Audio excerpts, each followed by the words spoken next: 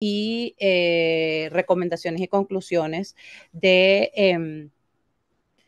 eh, teniendo en cuenta todas las vulnerabilidades y todas las aristas de riesgo para las organizaciones locales en Colombia y las organizaciones de la sociedad civil.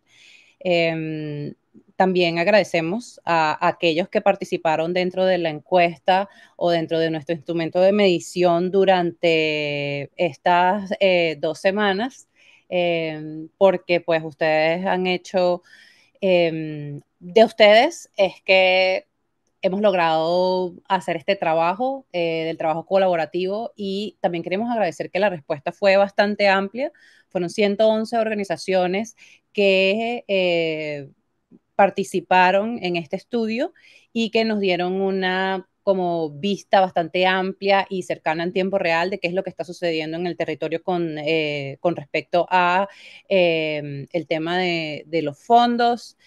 Y lo que queremos lograr con esto es poder tener una base o como un estudio base para saber dónde empezar y qué áreas atender lo más pronto posible. Eh, yo acá ya voy a empezar a mostrar la presentación porque justo estaba subiendo. Bueno, muchas gracias, Neri. Mientras buscas la presentación, quiero también saludar a todas las personas que nos acompañan en este momento, especialmente a nuestros invitados especiales. Hoy contamos con la presencia de Laura Deep desde Washington, D.C., directora para Venezuela de WOLA, y con Andrew Seal, un amigo también de la casa, presidente del Migration Policy Institute. A ambos, muchas gracias por acompañarnos. Hoy vamos a estar discutiendo sobre el impacto no solamente de las medidas del gobierno de los Estados Unidos a cargo del presidente Donald Trump, sobre la ayuda humanitaria hacia la región de las Américas y a nivel global, sino también un poco el contexto del que estamos hoy atravesando como sociedad, especialmente la comunidad migrante y refugiada proveniente de Venezuela, el país donde vivimos, en Colombia, también el impacto que esto supone y por supuesto otros países de la región que hoy se han visto bastante golpeados por esta suspensión de fondos y el reto que implica para otros países donantes poder suplir estas necesidades que hoy requiere la región. Así que también pues agradecerle el apoyo que más de 100 organizaciones en Colombia demostraron en responder esta encuesta que fue iniciativa de Voice of Venezuela y que también escucharemos en unos minutos a Laura Deep desde WOLA comentarnos del ejercicio que también hicieron desde Washington para toda la región, recabando información sobre este importante tema. ¿Pueden ver mi pantalla? ¿Ya? Sí, sí se ve. Súper.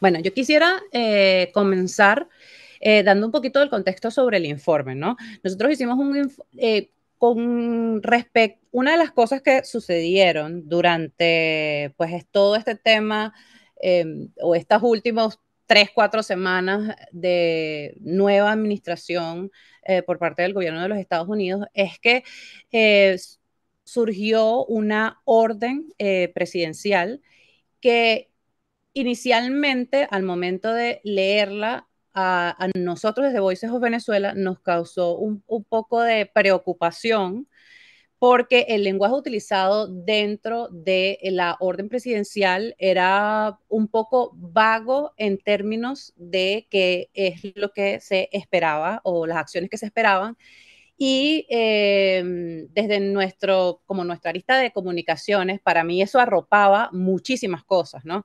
Entonces, la suspensión de fondos, cuando nosotros hicimos este análisis de qué era lo que realmente iba o cuál era este campo de acción de esta suspensión de fondos del programa de ayuda exterior de los Estados Unidos, pues nos dimos cuenta que habían unas consecuencias inmediatas, generalizadas y considerables para las organizaciones, especialmente para las organizaciones locales en Colombia, ¿no?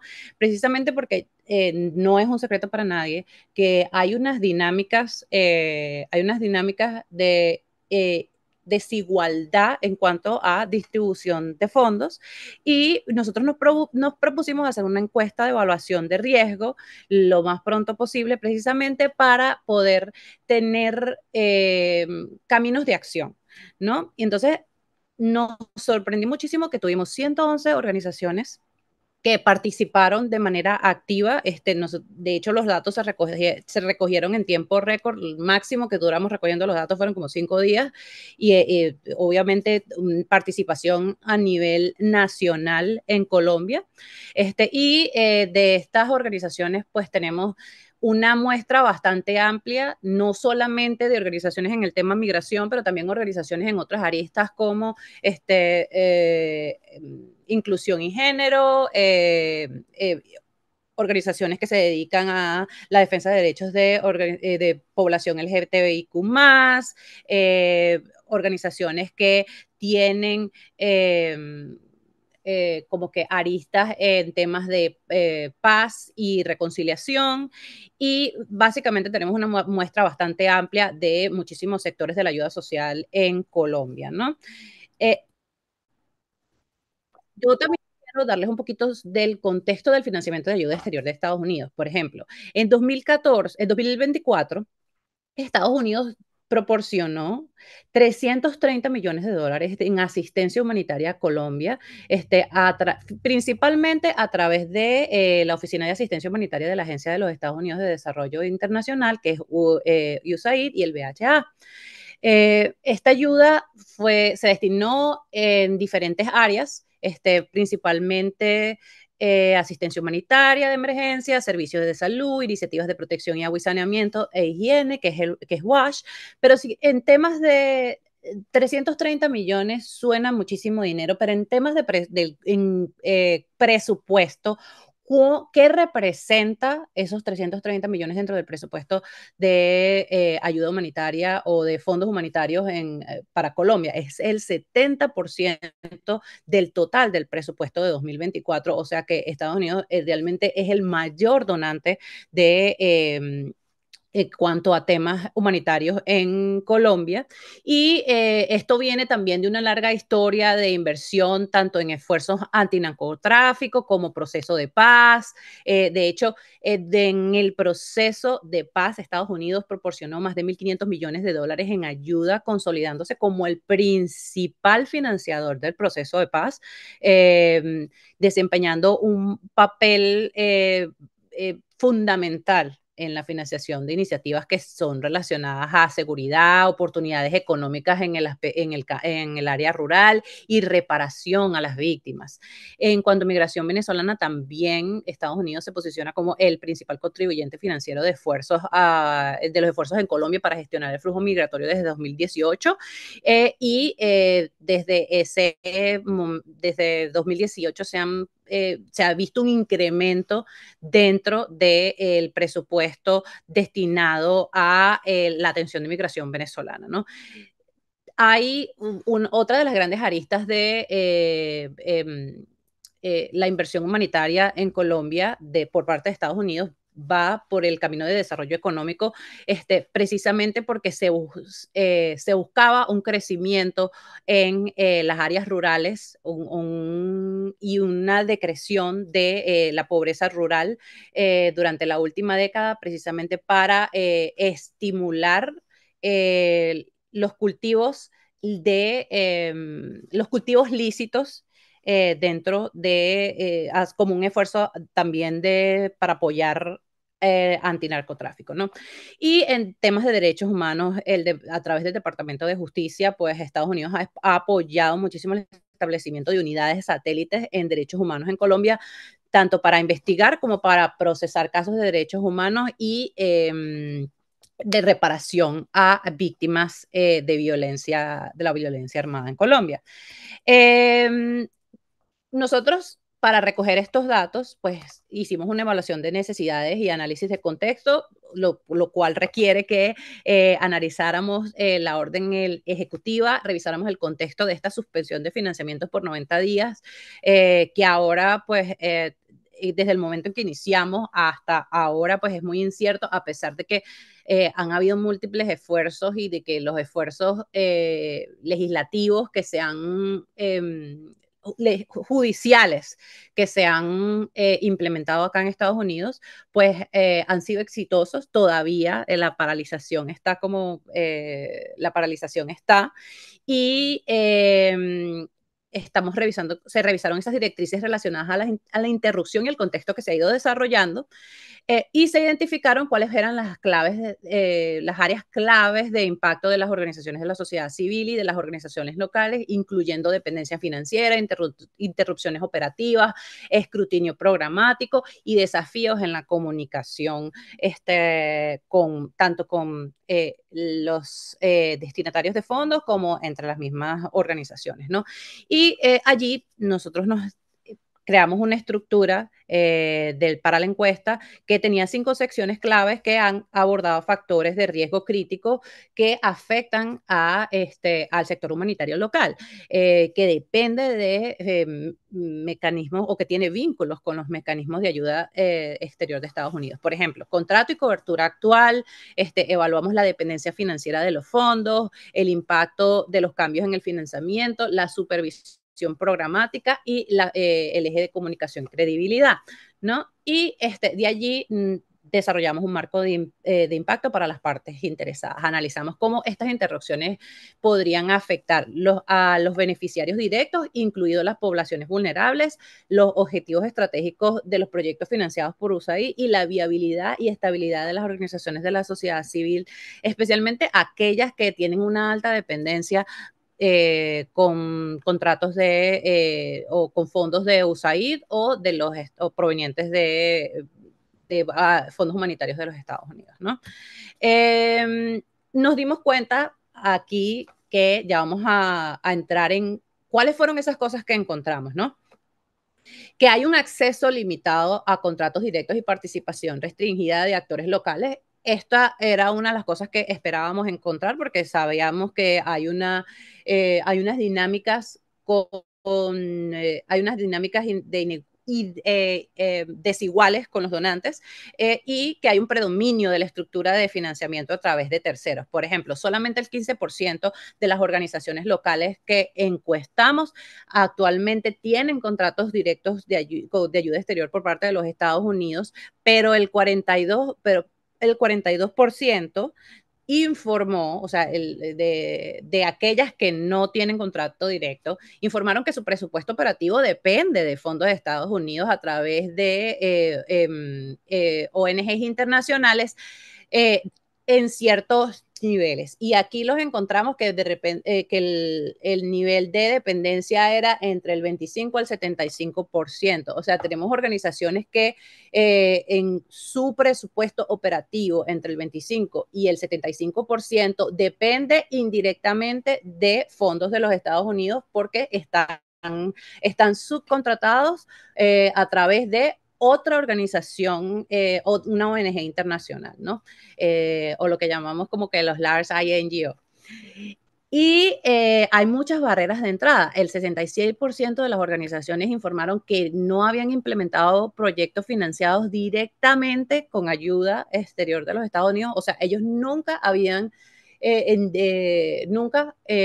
no tienen historial de implementar proyectos directamente, pero eso no quiere decir que los fondos no hayan venido por parte de los fondos de gobierno de los Estados Unidos, porque reconocen que muchos de esos fondos vienen de allí o de como fondos combinados con otras agencias, ¿no? Lo que indica que hay barreras y muchas de las barreras que nombraron para entrar a estos procesos fueron burocracia, procesos administrativos complejos, la falta de esfuerzos para fortalecer la capacidad administrativa de las organizaciones locales y también nos dimos cuenta que habían como unas tendencias de desarrollo, unos temas muy particulares en los cuales a las que habían recibido financiamiento recibieron financiamiento de manera exitosa, que fue migración, democracia y derechos humanos, igualdad de género y empoderamiento de las mujeres. Y hay dos que se me quedan ahí, quiero nombrar otras tres que están también dentro de las aristas del 7%, que es derechos de las personas LGBTIQ+, salud y educación. Son otros tres temas que están allí muy a la par con democracia, derechos humanos e igualdad de género entre entre ese 8 y 7%. Por lo cual vemos que hay una tendencia de inversión bastante a la par en diferentes temas, ¿no? ¿Cuáles fueron esas principales preocupaciones que las organizaciones nos estuvieron comentando? Entonces, dentro de las principales preocupaciones que se nombraron en la encuesta fueron interrupción de proyectos, reducción en el alcance de los beneficiarios, retrasos en la ejecución de proyectos y en los pagos, despido de personal y cierre de operaciones. Esas fueron como que las preocupaciones más inmediatas que las organizaciones encuestadas expresaron ante la suspensión de la financiación de ayuda exterior de Estados Unidos, ¿no? Las siguientes consecuencias que vimos o las secuelas que estamos viendo que se proyectan con esta suspensión es que la interrupción de proyectos y reducción de la prestación de servicios, ¿no?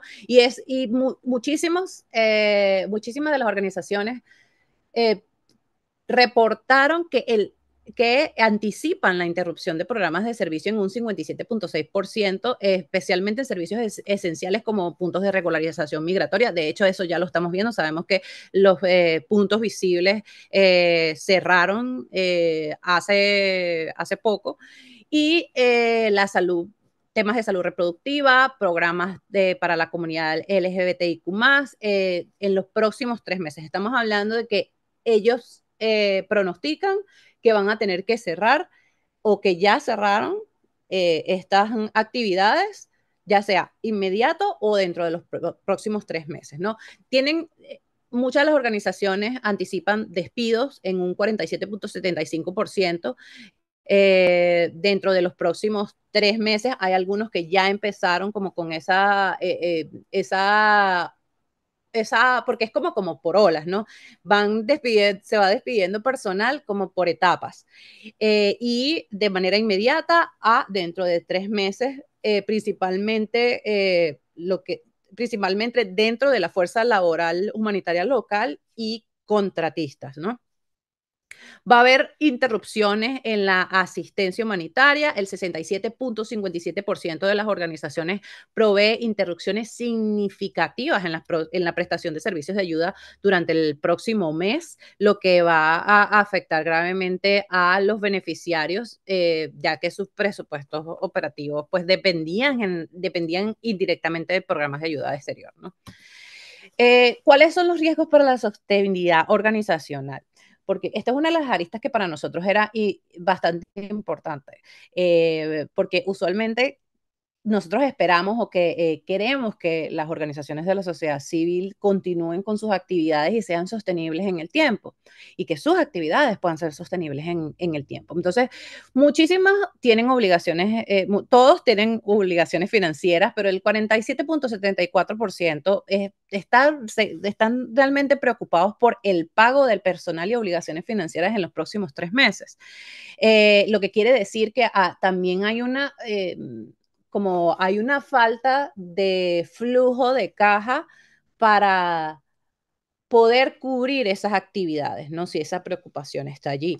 Hay un pronóstico de cierre del 49.55%, pues calificó el riesgo de cierre como de alto moderado en los próximos 3 meses. Eso quiere decir que, pues, estamos en riesgo de perder prácticamente la mitad del ecosistema humanitario local en Colombia y hay un riesgo de desconexión con los lineamientos políticos. Por ejemplo, el 64.27%, y esto es una arista que es bastante importante, tiene la percepción o cree que los programas o que sus actividades, de sus programas, de sus proyectos no se alinean con las nuevas prioridades de la actual administración del gobierno de los Estados Unidos. Y allí quiero caer en el siguiente punto, que ya es el último y también es súper importante, es que esto de alguna u otra manera repunta en la percepción y la credibilidad de las organizaciones y del trabajo de las organizaciones de la sociedad civil. El 68.47% de las organizaciones que fueron encuestadas consideraron que el hecho de que Estados Unidos descontinúe la financiación a sus programas puede afectar la credibilidad ante los beneficiarios, ante otras instituciones, lo que puede debilitar la capacidad de estas organizaciones locales de acceder a otras fuentes de financiamiento y la mayoría de las organizaciones, y donde ahí yo también me uno, ¿no?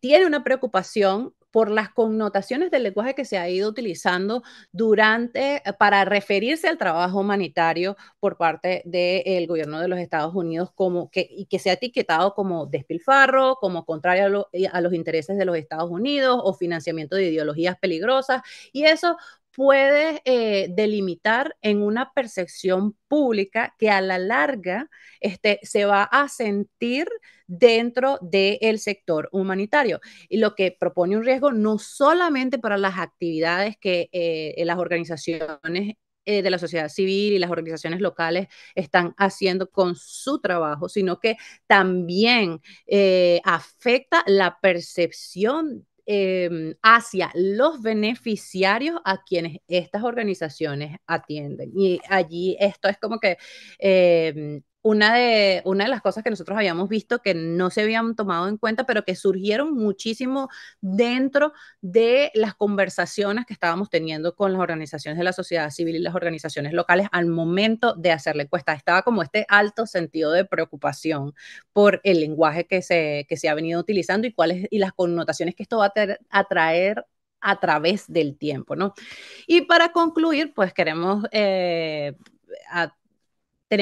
varios puntos, ¿no? Las dinámicas de poder desiguales son cada vez más claras y más evidentes que estas dinámicas de poder bajo el bajo porcentaje de organizaciones con contratos directos de fondos humanitarios indica que hay un acceso limitado al financiamiento internacional para organizaciones locales y que hay una centralización y una burocracia en el dominio de las grandes ONGs y los complejos mecanismos para acceder a financiación, marginando a los actores locales, ¿no? Y que hay realmente poca inversión en las capacidades administrativas de las organizaciones locales.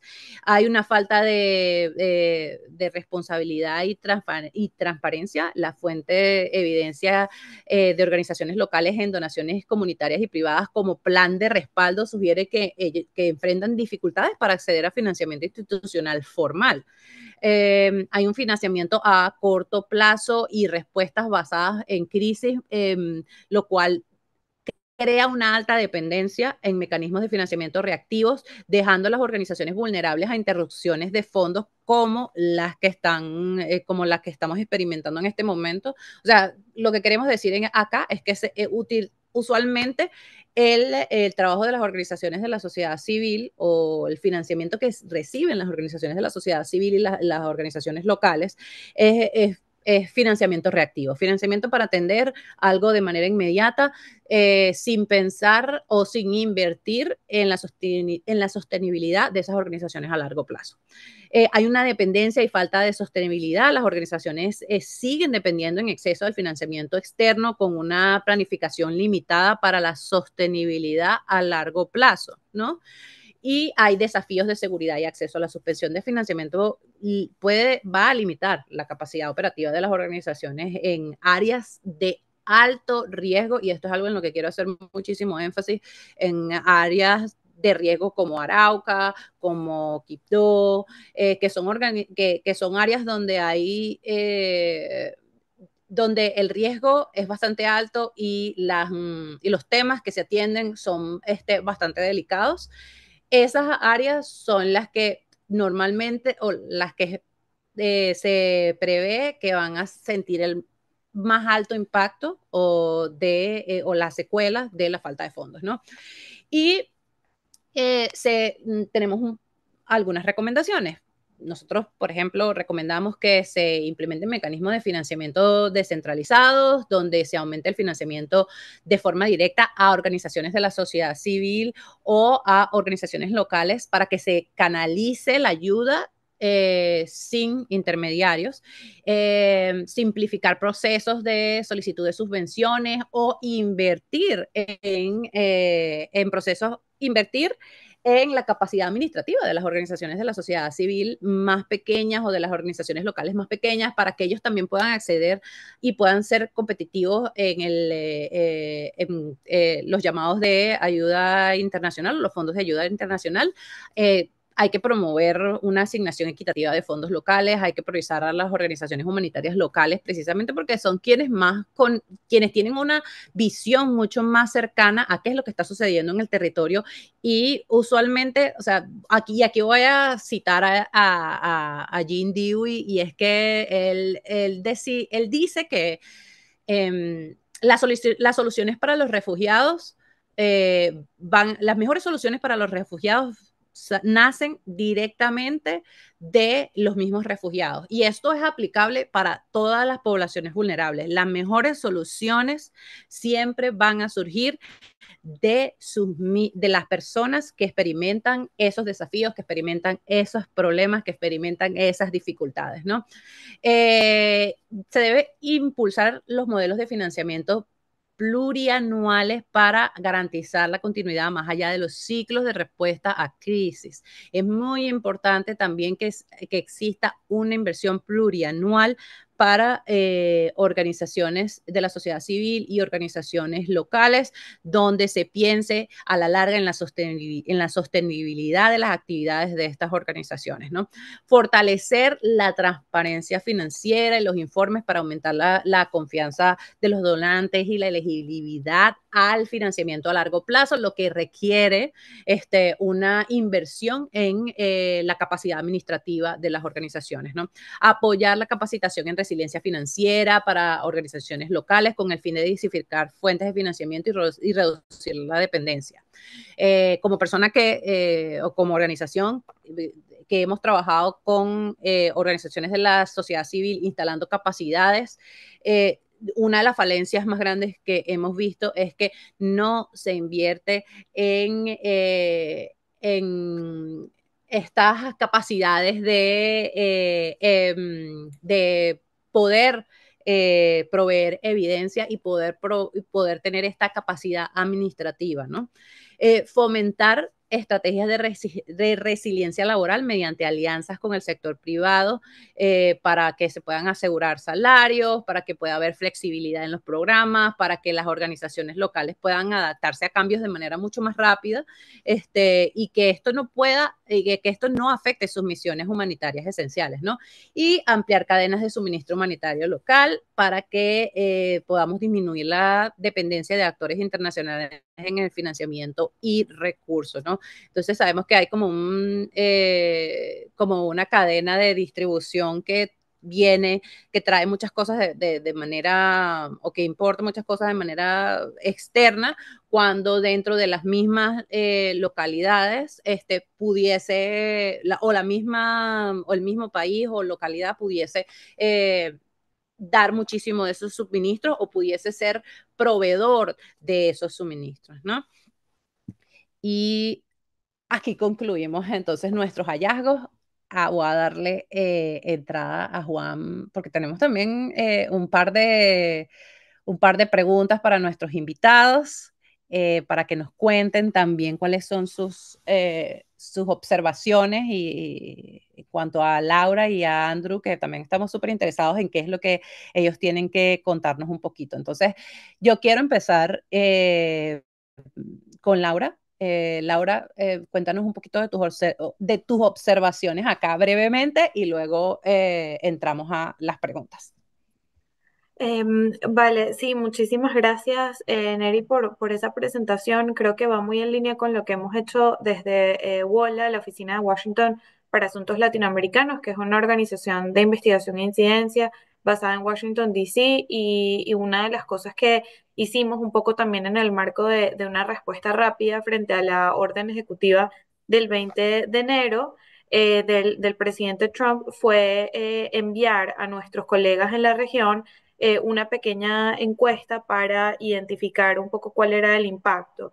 Entre el día 28 de enero y 3 de febrero recibimos 115 respuestas de organizaciones en la región y eso nos permitió elaborar este artículo que lo podemos compartir en el chat, en donde hacemos un poco una evaluación del impacto que esto está teniendo o que podía tener incluso en el futuro. En ese momento, en donde todavía, digamos, todo estaba un poco en desarrollo, lo que vimos es que 77.4% de las organizaciones dijo que tendría que cortar proyectos que ya estaban en marcha y 70.4% de las organizaciones dijeron que tendrían que reducir a sus equipos o dejar ir a sus consultores. Pero lo más duro de esta encuesta que hicimos, que creo que refleja mucho lo que ustedes también encontraron en su proceso de recolección de información, tiene que ver con los espacios que creamos para las respuestas más cualitativas, es decir, no solamente la información numérica, sino también un poco la descripción de los impactos. Entonces estábamos viendo cómo las organizaciones nos decían que iban a tener que dejar de brindar servicios legales, servicios psicológicos, apoyo, por ejemplo, a mujeres lactantes o gestantes en Colombia. Es decir, el impacto es muy grave y en este momento, y bueno, más adelante podremos ahondar un poco en eso en mi presentación, hay también mucha incertidumbre frente al cumplimiento de algunas medidas que dispuso el secretario de Estado para otorgar como una exención o lo que se denomina en inglés un waiver para organizaciones que brindan apoyo que es de carácter vital, pero no hay claridad frente a qué constituye, ¿no? Un apoyo vital, pero podemos abordarlo más adelante. Gracias, Laura. Andrew, yo también quiero que nos compartas un poquito de cuáles son tus impresiones iniciales de estos números o de estos resultados que se reflejan dentro de nuestro estudio de riesgo. Bueno, muchas gracias por la invitación a acompañarlos. Yo voy a ser muy breve, pero decir simplemente que creo que ustedes han puesto el dedo en la llaga de cómo el impacto de las decisiones tomadas en Washington tienen un impacto muy directo en lo que pasa en terreno, en la vida de la gente en Colombia, ¿no? Y eso nos debe preocupar. Quisiera, sin embargo, resaltar dos aquí. Mira, y voy a empezar diciendo, yo no soy tan optimista. Creo que en este momento estamos viendo una administración que está cortando a derecha e izquierda sin tomar mucho cálculo del impacto, ¿no? Y yo creo que es muy probable que vemos un alargamiento y quizás una reestructuración del desarrollo de los fondos de apoyo del gobierno de Estados Unidos, claro, en eso. Pero quisiera destacar todas las oportunidades también que existen y que hay que ver si se puede fortalecer esas posibilidades. Uno es que hay que reconocer que fue la primera administración de Donald Trump quien apoyó, que hizo los primeros apoyos importantes a las organizaciones en Colombia, sobre todo en respuesta a la crisis de desplazamiento de Venezuela, ¿no? Y que tomaron muy en serio el tema del desplazamiento, el tema de las organizaciones que estaban respondiendo tanto las colombianas como las formadas por venezolanas, ¿no? Y creo que ahí había, por un lado, una cierta solidaridad frente a lo que pasaba con la comunidad venezolana, pero también un razonamiento así de interés norteamericano también de que los migrantes no fueran hacia el norte, ¿no? Que se quedaran en Venezuela, que se integraran bien en Colombia, más bien que se quedaran en Colombia y que no se fueran hacia el norte. Y ahí hay que navegar un poco en este momento para que se entienda en Washington de que esto sí fue un compromiso de la primera administración de Trump, que sigue siendo muy bien fundamentado el razonamiento inicial que tenían y que es, por un lado, una cosa que se debe hacer por razones humanitarias, pero también por razones de geopolítica, ¿no? De su agenda contra la migración irregular, por su agenda contra el régimen en Venezuela. Y ahí hay formas de llegar que son no solamente lo humanitario, que si bien nos parece importante lo que estamos aquí reunidos, quizás sea menos influyente en este momento, pero sí también importa desde un lado del realpolitik para ellos, ¿no? Segundo punto es que, mira, yo temo mucho que su decisión de parar los fondos no tiene que ver con una agenda de mejorar la asistencia humanitaria, ¿no? Entonces, si fuera un esfuerzo de mejorar la forma de hacerlo, estaría un poco diría, bueno, esperamos un poco a ver qué pasa, temo que eso no sea. Pero hay una ligera posibilidad de que en este recambio se viene un poco de pensamiento, bueno, es una oportunidad de repensar la ayuda de Estados Unidos, porque ahí en el estudio, por ejemplo, se nota que la mayoría de organizaciones no tienen forma de llegarle al gobierno de Estados Unidos directamente para fondos, ¿no? Bien sería que el gobierno de Estados Unidos tuviera mucho más posibilidad de apoyar directamente a las organizaciones locales, nacionales que están atendiendo a los temas en Colombia, ¿no? Entonces, bueno, hay que empujar para eso en el cambio. Siento a mí, temo otra vez que no va a ser posible, que no hay aquí un razonamiento detrás del futuro, simplemente hay un deseo de desconstruir, de destruir lo que existe, ¿no? Sin idea de reconstruir. Pero mira, hay que sugerir la reconstrucción, mucho más canales para las organizaciones locales, por lo menos vale la pena intentarlo.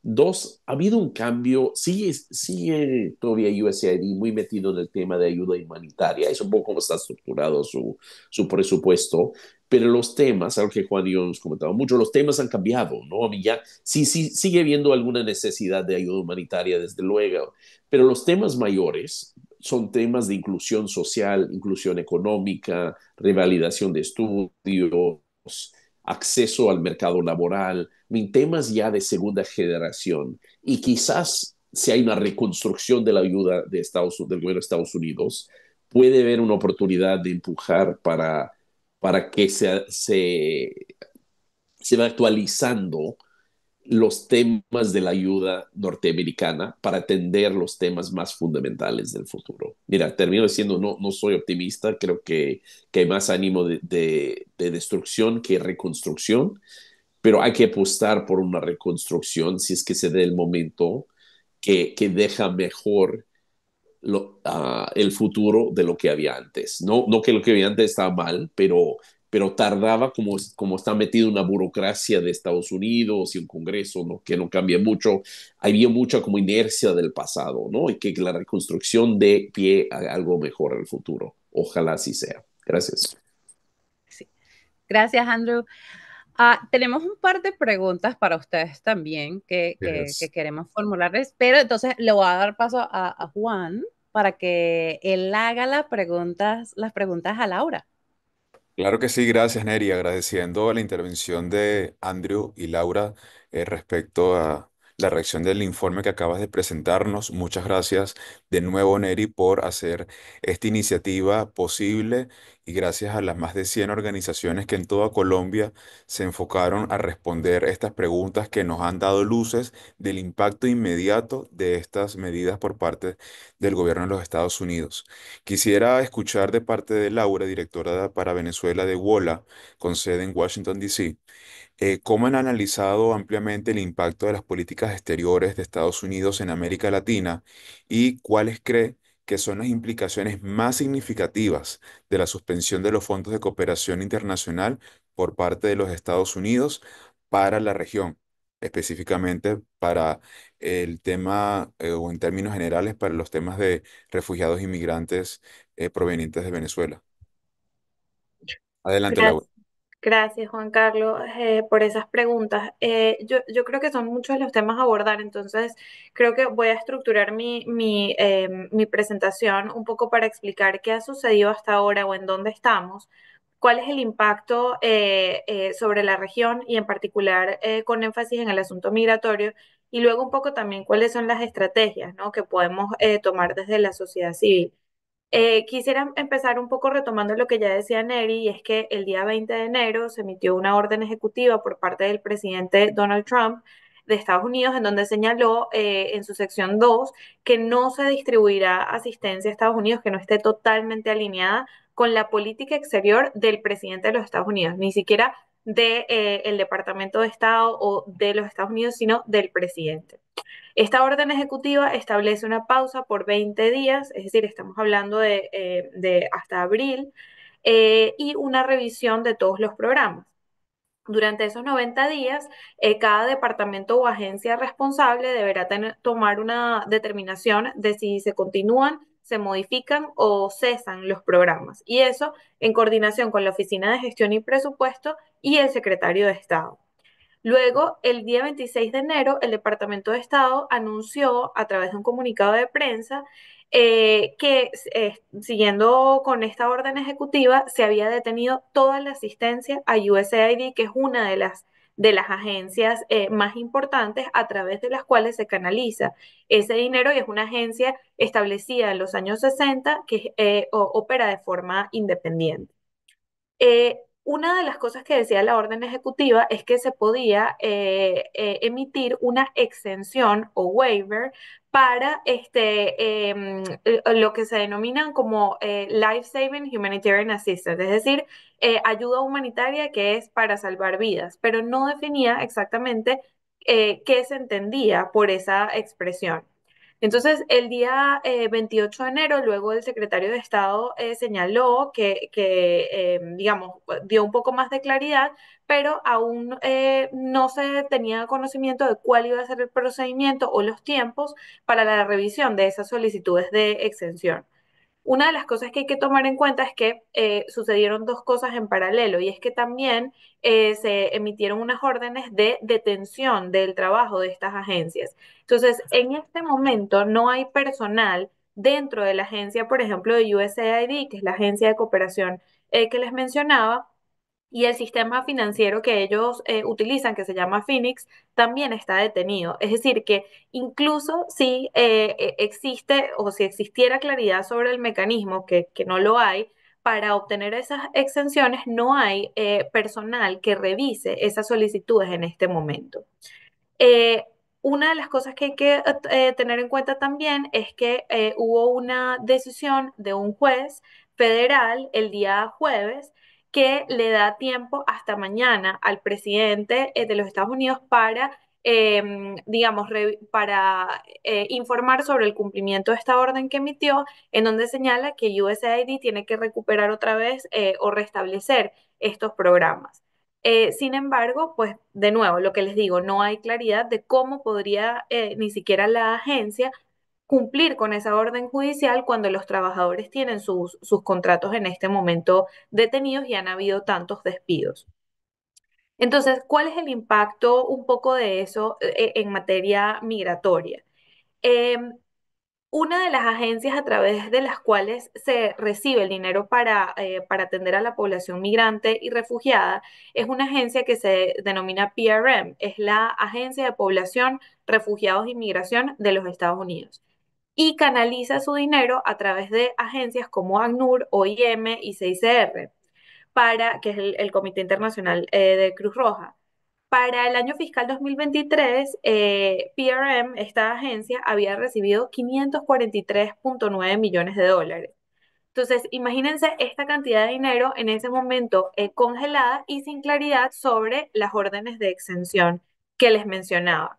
Entonces, el impacto de esto es que, y hay que poner un poco las cosas en contexto, en la región, el fenómeno migratorio más importante es el proveniente de Venezuela, con 7.7 millones de personas, que se estima que la cifra puede ser mucho mayor porque la cifra está desactualizada, justamente producto de dificultades para los estados de registrar esta información, pero digamos que aproximadamente 8 millones de venezolanos están fuera del país, de los cuales Colombia ha recibido el 35%.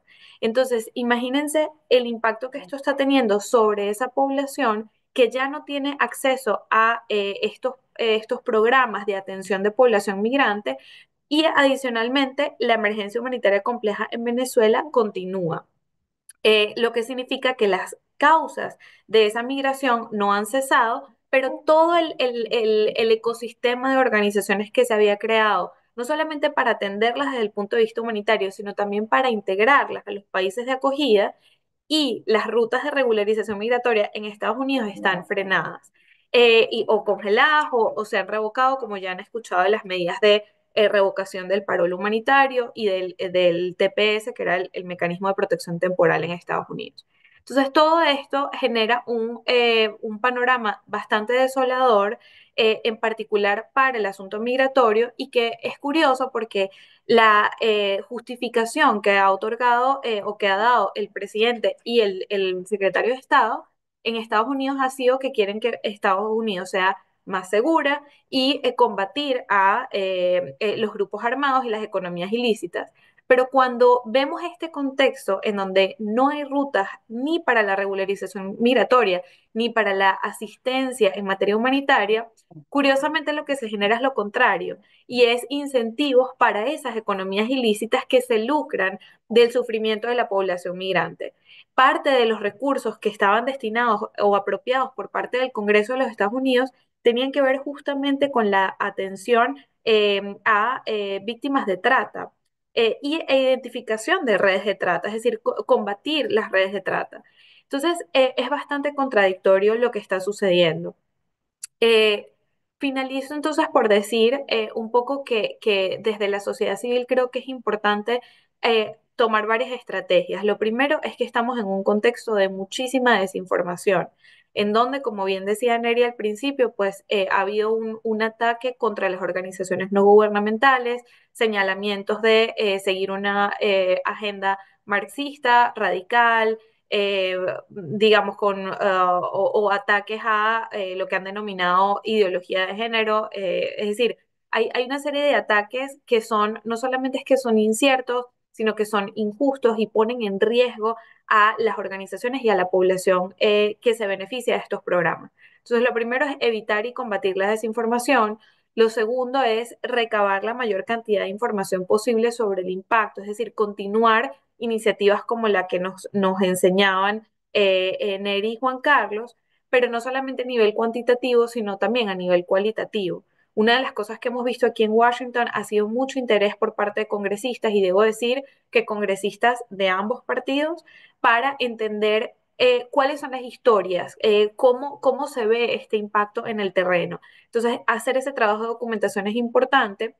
Y lo tercero es trabajar en coalición y buscar apoyo de otros países democráticos para la atención de esta situación de manera urgente. Y cuando digo trabajar en coaliciones, porque obviamente al reducirse la cantidad de recursos, también puede incrementar incluso la competencia entre organizaciones por los recursos, que va a generar fricción dentro de la sociedad civil, desarticulación, y al final de todo esto, que es lo más trágico, pues impacto sobre las personas que están sufriendo y que se benefician de esos servicios. Excelente, muchas gracias Laura por tu reflexión y por los puntos que acabas de compartir sobre el impacto que nosotros, las organizaciones que estamos en Sudamérica, no solamente lo imaginamos, sino que ya lo estamos viviendo en primera persona y nuestras comunidades también, y por el esfuerzo también que desde WOLA vienen desarrollando en los Estados Unidos para incidir, para abogar, para visibilizar todos estos puntos. Em, Te devuelvo la palabra, Neri, para continuar con las preguntas y luego volvemos a ti, Laura, para conocer un poco más sobre qué podemos hacer desde las organizaciones y distintos sectores de la sociedad civil. Gracias, Juan. Mi pregunta va a ser para Andrew, y es que en el reporte pudimos identificar que muchísimas de las organizaciones de la sociedad civil encuestadas pues trabajan temas de migración en su gran mayoría. Las que no son dedicadas exclusivamente a migración tienen tienen un enfoque en migración o un proyecto en migración también, ¿no? Porque básicamente hay personas migrantes en su territorio. ¿Y cómo cree usted que esto puede afectar el impacto dentro de estos planes de integración o cómo esta pausa de financiamiento va a afectar la integración de las personas migrantes y refugiados en Colombia, porque esto es un trabajo que se ha venido haciendo de los últimos 3 años particularmente, bien fuerte en temas de migración, de integración en Colombia.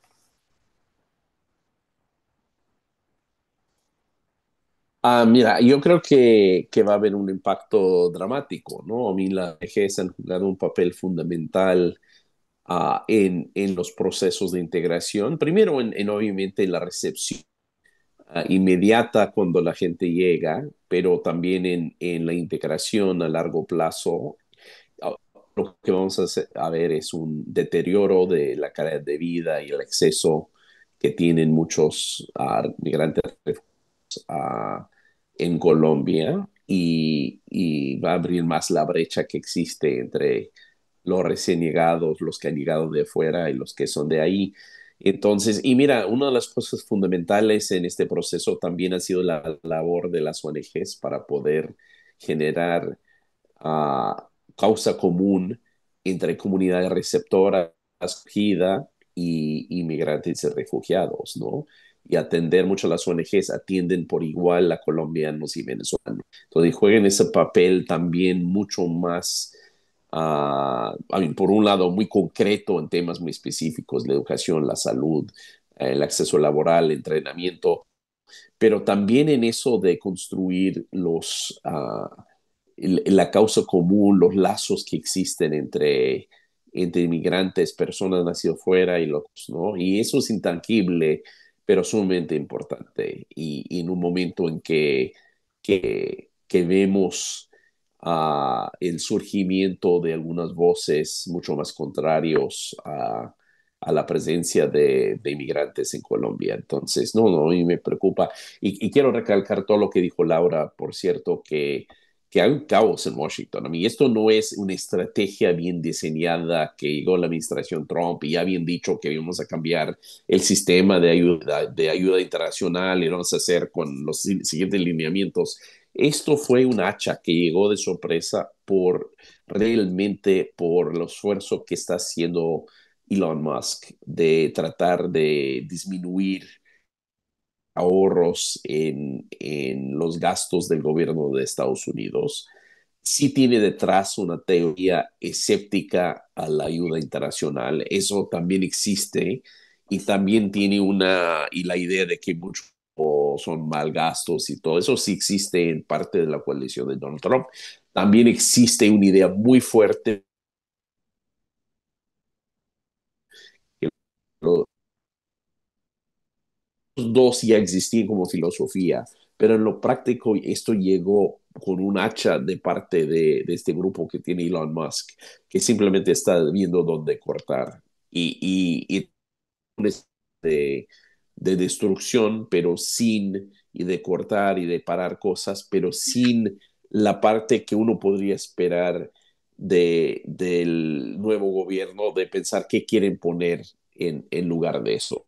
¿No? Y todavía seguimos esperando a ver si alguien ahí tiene idea de qué quieren construir. Tengo la impresión de que por obvio que el secretario de Estado es un hombre sensato, um, probablemente tiene su propia idea de que podría poner en el lugar de lo que existía, pero tampoco me queda claro que él tiene en este momento el control de la agenda política del tema, ¿no? Entonces habría que ver si algunas personas como Rubio y otros en el gobierno empiezan ya a retomar la agenda y construyen algo, pero ahorita sí es un caos, ¿eh? Es un caos puro. Gracias, Andrew. Le voy a dar la palabra a Juan, que él tiene una pregunta para Laura. Gracias, Neri. Y sí, hablando de caos, como menciona Andrew, quisiera saber, Laura, cómo nos puedes orientar qué estrategias de incidencia y de cooperación internacional podrían ayudar a mitigar los efectos de esta crisis en las organizaciones de sociedad civil, tanto aquellas venezolanas en la diáspora como lideradas por cualquier otra nacionalidad.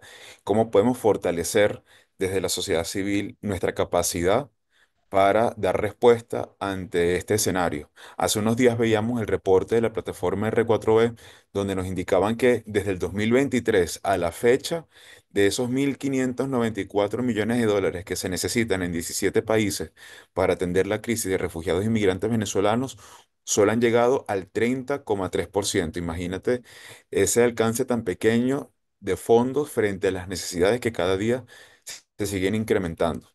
Entonces, ¿cómo podemos ahora suplir este vacío que nos deja la suspensión de fondos del gobierno de los Estados Unidos frente a otras grandes crisis que también pues, requieren la atención de la cooperación internacional a nivel global? Adelante.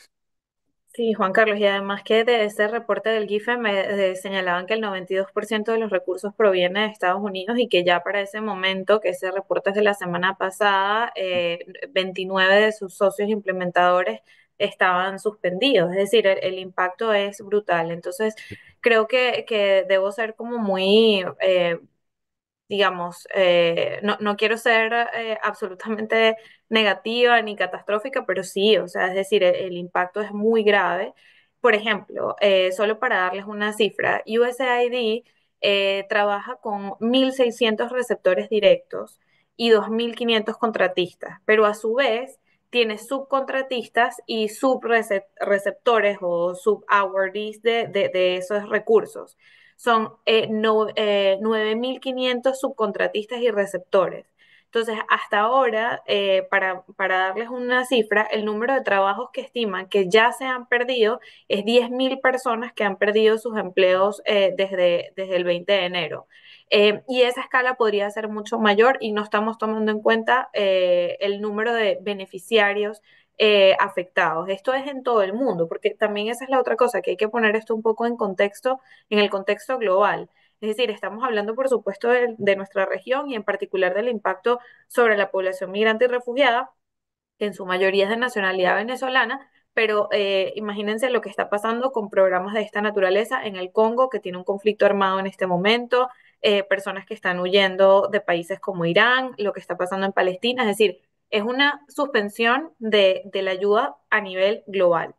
Entonces, frente a qué se puede hacer en este momento, eh, lo primero que ya lo mencionaba es la documentación del impacto no solamente a nivel cuantitativo, sino también cualitativo.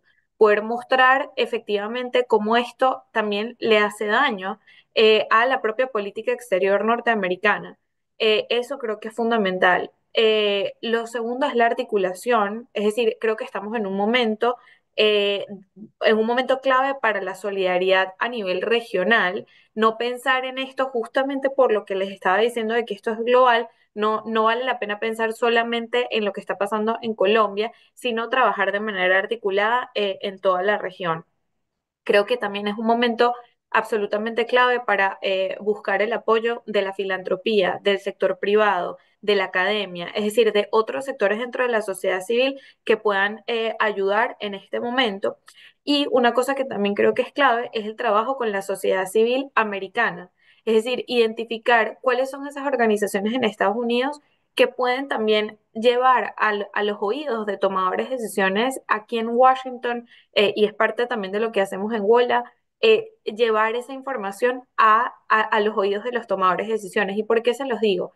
El jueves hubo una audiencia en la Cámara de Representantes que se llamó La traición de USAID.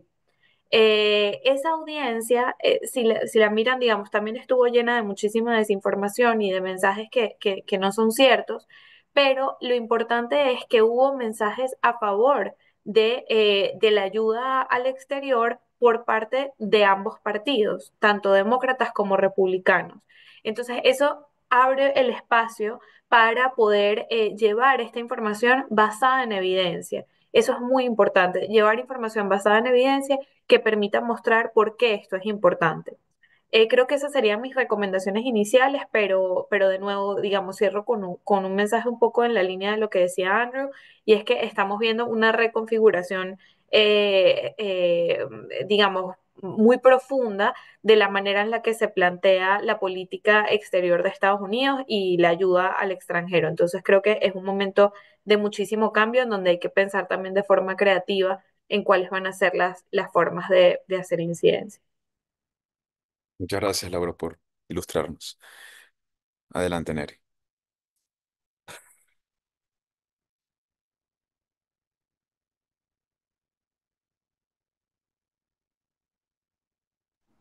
Sí, y nuestra última pregunta para los invitados del día de hoy, pues es para Andrew, y es que, Andrew, desde su experiencia en políticas migratorias y cooperación internacional, ¿qué modelos o estrategias exitosas han funcionado en otros países para mantener el apoyo hacia las personas migrantes, hacia poblaciones vulnerables, cuando hay una restricción de financiamiento externo?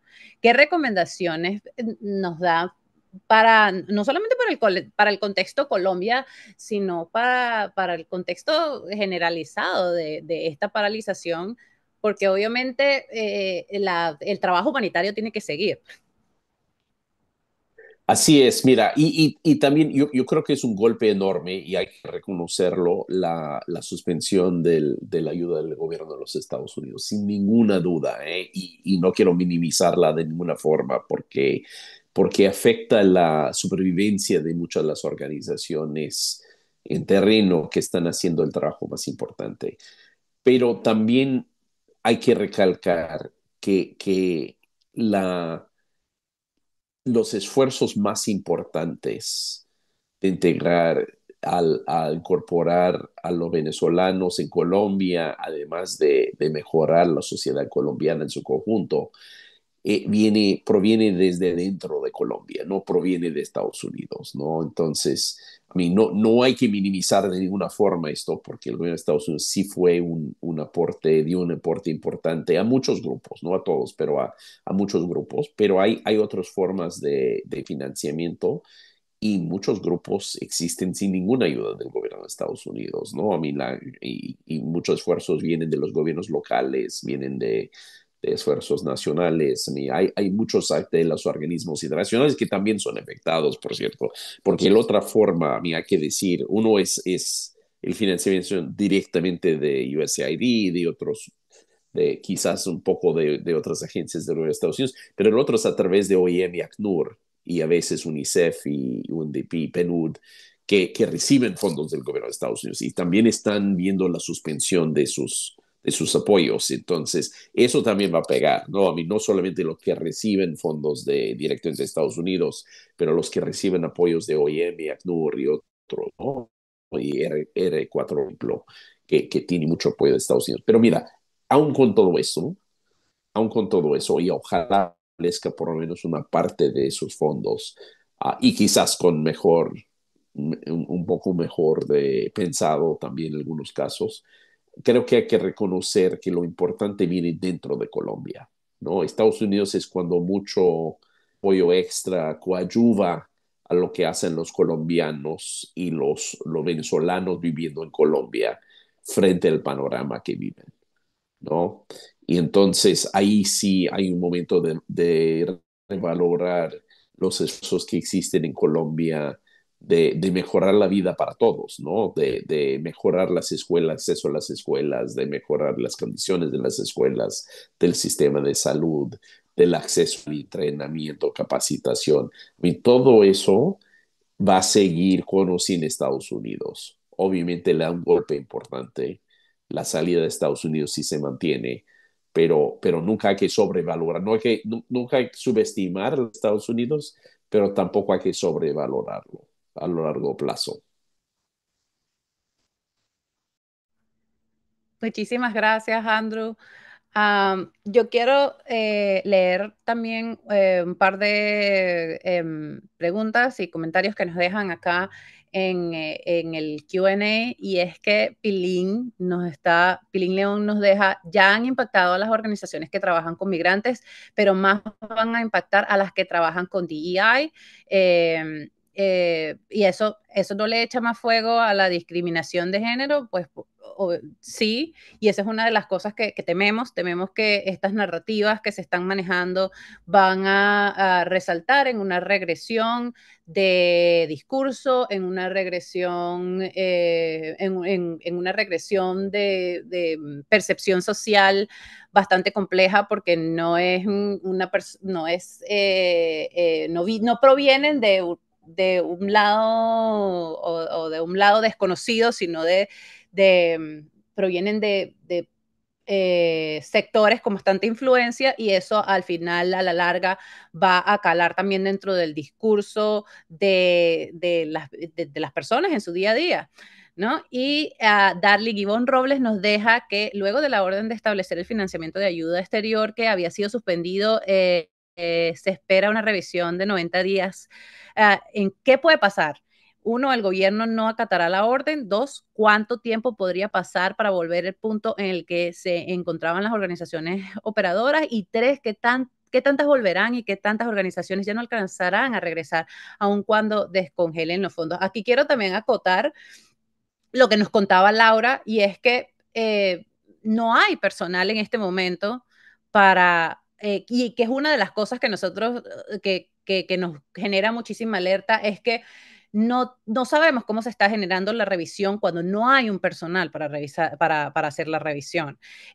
Porque el personal, literalmente, la mayoría del personal fue despedido o ha sido como, vamos a decir que fueron de una manera despedidos o suspendidos, ¿no? Y cuando no se cuenta con ese personal, hay una incertidumbre bastante alta de cómo se están haciendo los procesos a nivel interno, cómo se están llevando esos procesos de evaluación, y allí conecto también con lo que comentaba Andrew, y es que el esfuerzo que se está viendo es un esfuerzo por no reorganizar y repensar el sector humanitario o el trabajo humanitario que se venía haciendo a través de estas agencias de cooperación, sino de literalmente eliminar estas agencias de cooperación. Entonces, nosotros, ante estas preguntas, el escenario es bastante incierto, y tomo cuántas volverían y cuántas creemos que no van a poder hacerlo, pues básicamente lo que estábamos viendo era que el 50% del ecosistema humanitario, al menos en la evaluación que hemos realizado en Colombia, está en peligro de no lograr sobrevivir estos 90 días. Así es, Neri, lo has dicho todo. No sé si Laura y Andrew quieren agregar algo más para responder a estas dos preguntas y comentarios de nuestra audiencia. Sí, yo quisiera empezar por señalar, digamos, y de nuevo, un poco, porque mi trabajo se enfoca en el caso de Venezuela, Ujú. que no hay como realmente un entendimiento de la gravedad del impacto de esto. Y les voy a decir como muy por encima la situación de Venezuela, porque el caso de Venezuela es particular en la medida en que esta orden llega en el mismo momento en el que en Venezuela acaba de entrar en vigor una ley antisociedad o una ley de fiscalización y control de las organizaciones no gubernamentales, y de todo un marco normativo que busca justamente cercenar, cerrar el espacio cívico y criminalizar a las organizaciones. Mientras aquí estamos hablando del impacto de las organizaciones en Colombia y tenemos cifras y tenemos datos y podemos decir cuál es el impacto, en el caso de Venezuela, que tiene un gobierno autoritario, quienes están a la cabeza de ese gobierno autoritario están en este momento celebrando la toma de esta decisión por parte del gobierno americano, y lo han hecho públicamente Diosdado Cabello, Nicolás Maduro, Tarek William Saab, quien es el fiscal general, celebrando esta decisión. En el caso de Venezuela, no se puede hablar públicamente del impacto que está teniendo la medida justamente por ese nivel de criminalización. Y digamos, hay otros impactos también que creo que sería clave como mostrar justamente a la luz de esa pregunta que nos hacían en el chat, de también a qué van a volver. Como les decía, en el caso venezolano, dentro de 90 días es posible que no exista sociedad civil con la que trabajar, porque no pueden sostenerse durante ese periodo de tiempo. Pero, por ejemplo, hay otros impactos que son gravísimos también y de los cuales no se está hablando. Se cerraron las oficinas de movilidad segura a través de las cuales se llevaban a cabo procesos de reasentamiento y ubicación de vías legales para la migración hacia los Estados Unidos. Eran 4 oficinas: Guatemala, Costa Rica, Ecuador y Colombia. Y el cierre fue tan abrupto y sin lineamientos de ningún tipo que había personas que ya tenían sus viajes coordinados de reasentamiento, que habían sido aprobados para el reasentamiento, y esos viajes quedaron cancelados, pero además las personas que estaban en esa situación no tienen rutas para la regularización migratoria en sus países de acogida. En el caso de Colombia, aquellas personas refugiadas que ya habían sido aprobadas y que estaban próximas a viajar, su PPT, su permiso de protección temporal, fue cancelado. Y lo que es peor es que no hay información. Es decir, las oficinas de movilidad segura no están informando públicamente sobre cuál es el estatus de esos casos. Entonces, eso para decir, sí, lo que señala Darling Ivan en el chat es muy cierto, y es que no hay claridad sobre, digamos, ni siquiera cómo se va a dar cumplimiento a esta orden judicial. Pero creo que es importante insistir, si bien creo que vemos en todo el mundo, estamos viendo una erosión de los principios democráticos, lo cierto es que aquí el Poder Judicial está haciendo un esfuerzo por imponer unos límites al Ejecutivo y, digamos, hacer cumplir una ley del año 74 que establece algunos límites frente a la discrecionalidad que tiene el Ejecutivo para decidir utilizar o no los fondos que ha apropiado el Congreso. Es decir, el Congreso es el que toma la decisión sobre la ejecución de los recursos, y el Ejecutivo tiene cierto margen de discrecionalidad, pero aquí también el Poder Judicial juega un papel importante en imponer esos límites.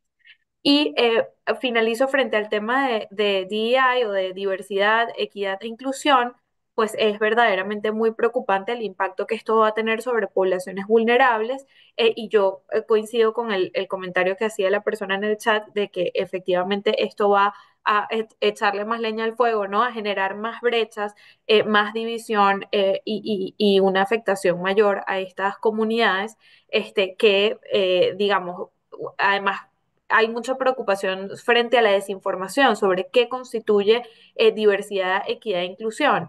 Porque, digamos, vimos en el Congreso como, por ejemplo, pasaban un video de unas personas migrantes trans, es decir, como una serie de mensajes que no solamente es que no son, no es cierto, sino que además le hace muchísimo daño a las comunidades que sí necesitan urgentemente ese apoyo.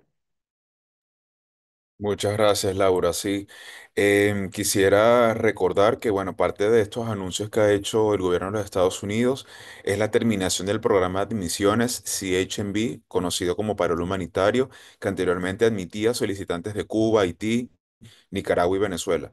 Por otro lado, la iniciativa de movilidad segura ya no acepta más solicitudes, y en tercer lugar, el sistema de CBP One para programar citas y solicitar admisión en los cruces fronterizos de Estados Unidos está cerrada.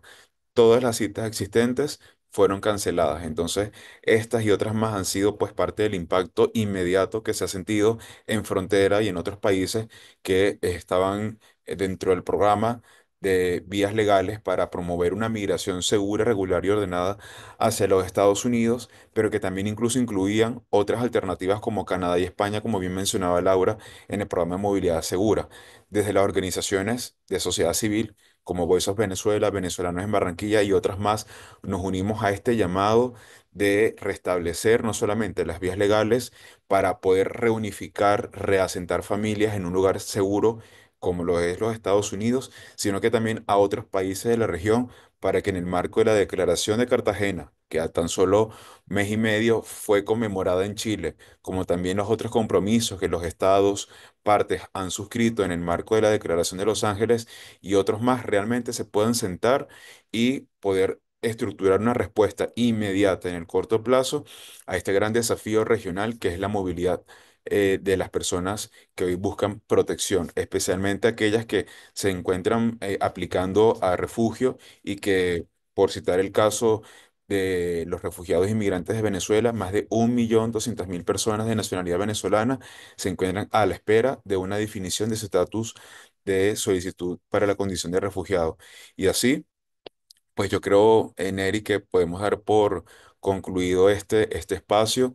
Les compartiremos este estudio que ha hecho la organización Voice of Venezuela. Esperamos contar también con los insumos por parte de WOLA de ese levantamiento de información regional y por supuesto de las recomendaciones y reflexiones que hace oportunamente Migration Policy Institute sobre cómo dar lectura a este escenario de los Estados Unidos, que pues representa un impacto regional y global para todas las comunidades. Sí, yo quiero dar muchísimas gracias a las personas que pudieron asistir hoy, a nuestros invitados que sacaron tiempo para estar con nosotros también. Muchísimas gracias. Y en mi mensaje final es hacer un llamado a participar de estos esfuerzos de documentación del impacto de la suspensión. Nosotros vamos a seguir documentando estos impactos en la región. Este es solamente la primera entrega de el reporte en Colombia. Estamos en este momento también recopilando datos de otros países que también esperamos presentar y el llamado es a participar para que podamos entonces tener evidencia clara que nos pueda también dar luces a repensarnos este nuevo escenario y cómo navegar este escenario de manera exitosa juntos. Que tengan un feliz día y muchísimas gracias por estar acá y acompañarnos el día de hoy. Gracias a ustedes. Gracias. Hasta luego.